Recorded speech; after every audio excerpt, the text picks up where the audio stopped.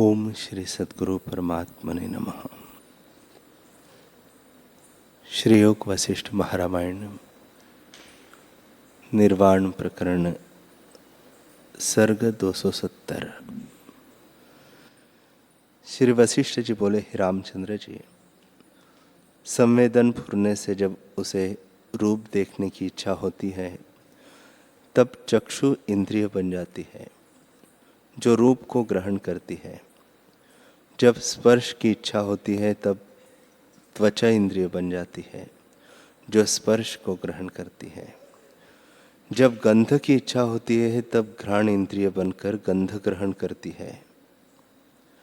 जब शब्द सुनने की इच्छा होती है तब श्रवण इंद्रिया बन जाती है जो शब्द आदि विषयों को ग्रहण करती है।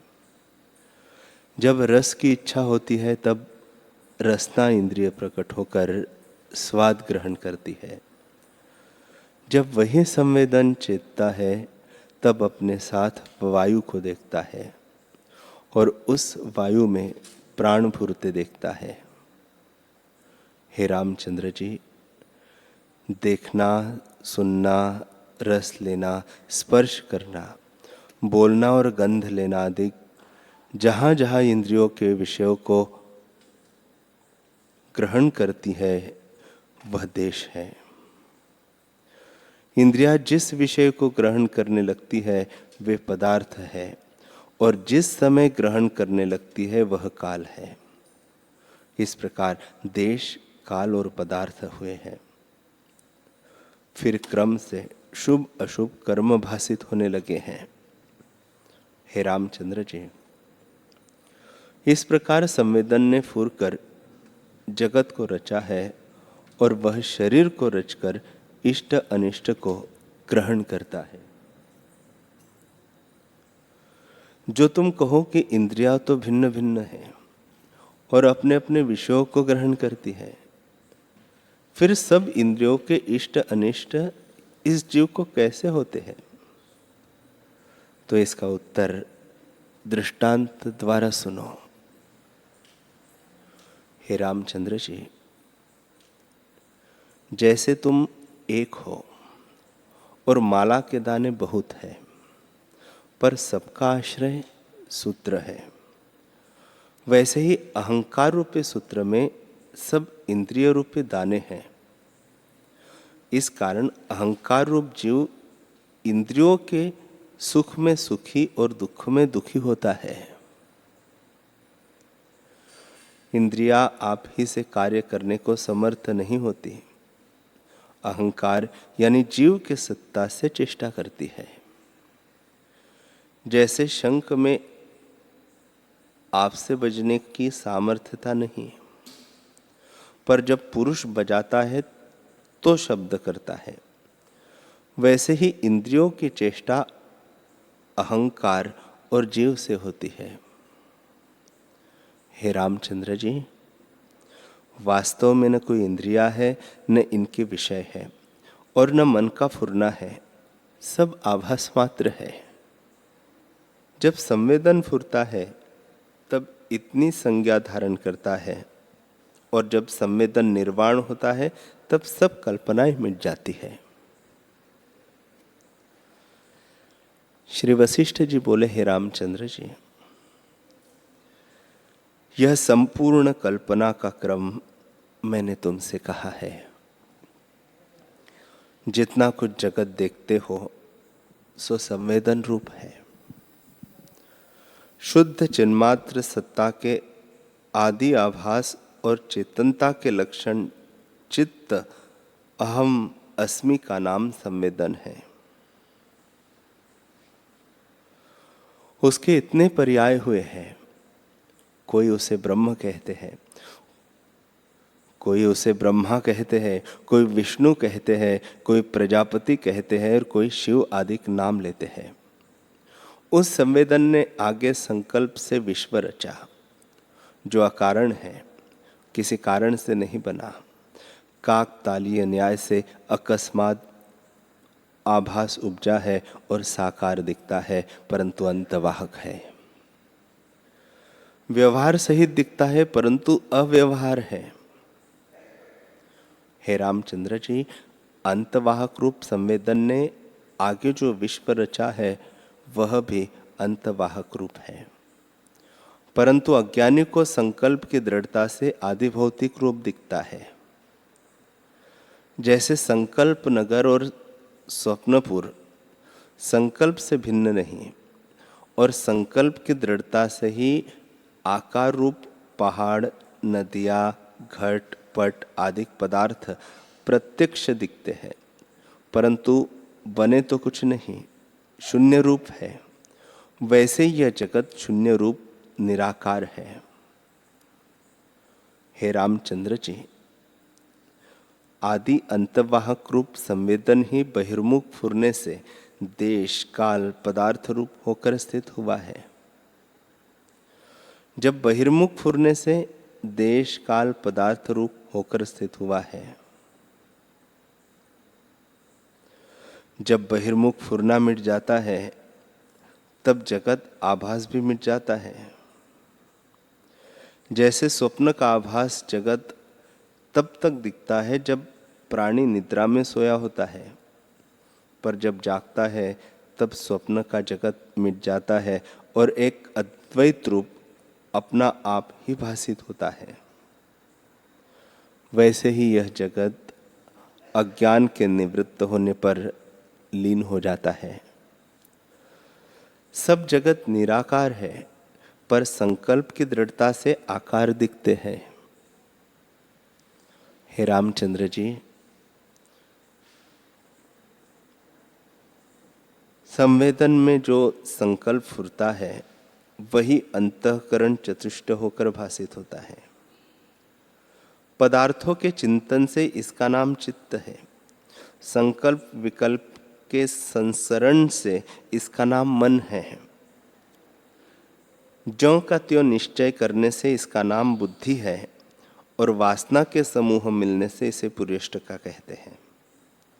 पर सब संकल्प मात्र है, और मन से उपजा जगत भी संकल्प रूप है।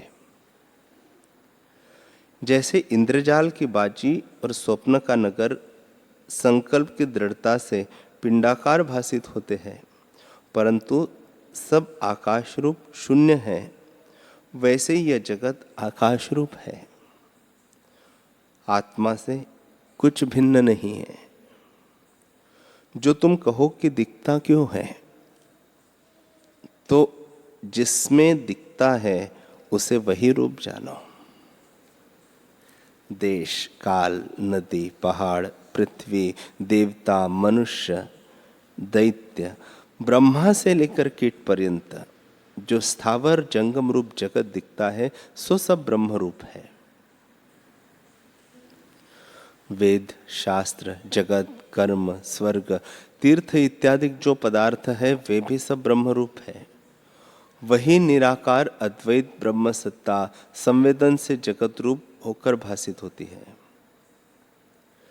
जैसे स्वप्न में अपना ही अनुभव सृष्टि रूप भासित होता है, वैसे ही अपना ही अनुभव यह जगत रूप होकर भासित होता है।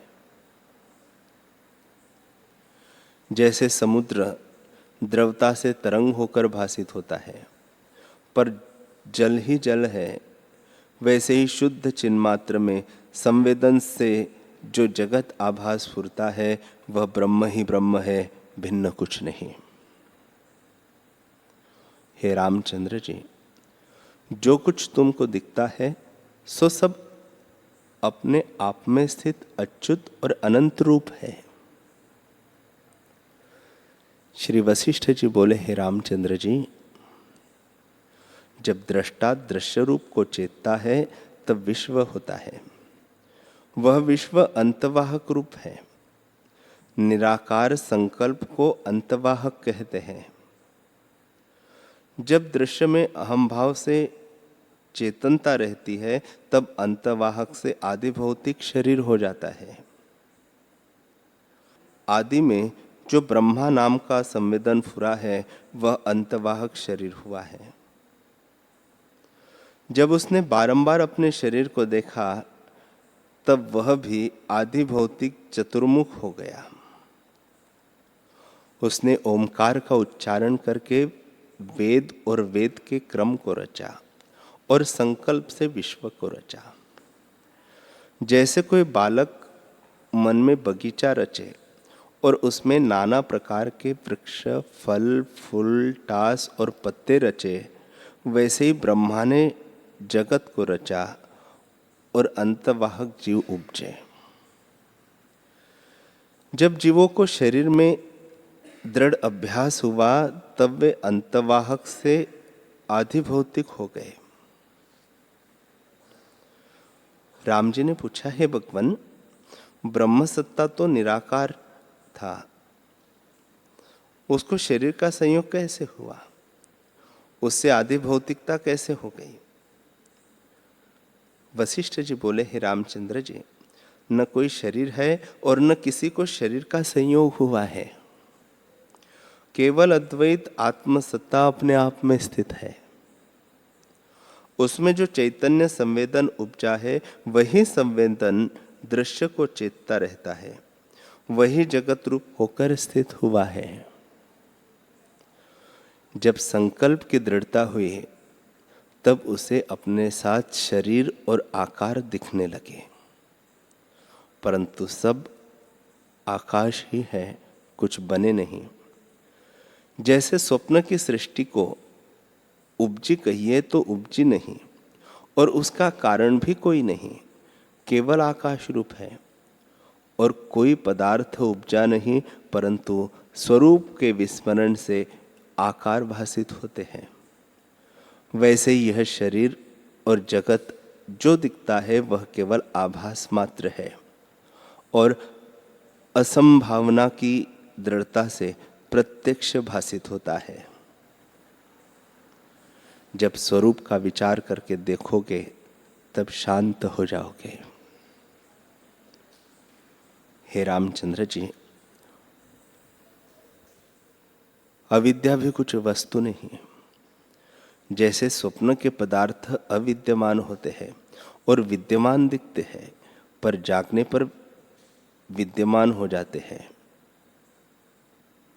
वैसे यह जगत अविचार सिद्ध है। विचार से शांत हो जाता है। जब विचार करके देखोगे तब सब आत्मा ही भासित होगा। हे रामचंद्र जी, आत्मसत्ता अव्यभिचारी है, अर्थात सत्ता मात्र है, उसका अभाव कभी नहीं होता। वह अच्युत है, अर्थात सदा ज्यों की त्यों है, अपने भाव को कभी नहीं त्यागती। इसलिए जो उससे भिन्न दिखे उसे ब्रह्मात्र जानो। हे रामचंद्र जी, विचार करके जब दृश्य भ्रम शांत होता है तब मोक्ष प्राप्त होता है। आत्मसत्ता ज्ञान रूप निराकार और सदा अपने आप में स्थित है। जब सम्यक ज्ञान का बोध होता है तब जगत का भ्रम नष्ट हो जाता है। राम जी ने पूछा, हे मुनीश्वर, सम्यक ज्ञान और बोध किसको कहते हैं? वशिष्ठ जी बोले, हे रामचंद्र जी, अनुभव ही बोध कहता है और उसका ज्यों का त्यों जानना सम्यक ज्ञान है। राम जी ने पूछा, है भगवान, केवल बोध और केवल ज्ञान किसको कहते हैं? श्री वशिष्ठ जी बोले, हे राघव, दृश्य से रहित चिन्मात्र को तुम केवल बोध जानो, उसमें वाणी की गति नहीं है। इस प्रकार अचेत चिन्मात्र सत्ता को ज्यों का त्यों जानना ही केवल ज्ञान है। राम जी ने पूछा, हे भगवान, केवल बोध अचेत चिन्मात्र है तो उसमें जगत भ्रम क्यों भासित होता है? वशिष्ठ जी बोले, हे रामचंद्र जी, चिन्मात्र जो दृष्टा रूप है उसमें जब संवेदन चेतती है तब वही चेतना चैतन्य रूप दृश्य को भासित होती है। जैसे स्पंदन से रहित वायु अलक्ष्य रूप होती है और जब स्पंदन रूप होती है तब स्पर्श से भासित होती है, वैसे ही संवेदन से जो दृश्य दिखता है वही संवेदन दृश्य होकर भासित होता है। राम जी ने पूछा, है भगवान, जो दृष्टा दृश्य रूप भासित होता है तो दृश्य बाहर क्यों भासित होता है? वशिष्ठ जी बोले, हे रामचंद्र जी, इसी का कारण इसे भ्रम कहा है कि यह अपने भीतर है और बाहर भासित होता है। जैसे स्वप्न की सृष्टि अपने ही भीतर होती है, पर वास्तव में न भीतर है और न बाहर, आत्मसत्ता ही अपने आप में स्थित है। वैसे ही यह जगत भी ज्यों का त्यों स्थित है, भीतर और बाहर भ्रम से भासित होते हैं।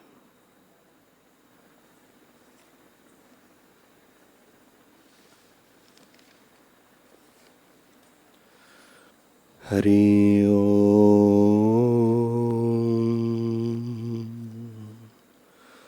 हरि ओम,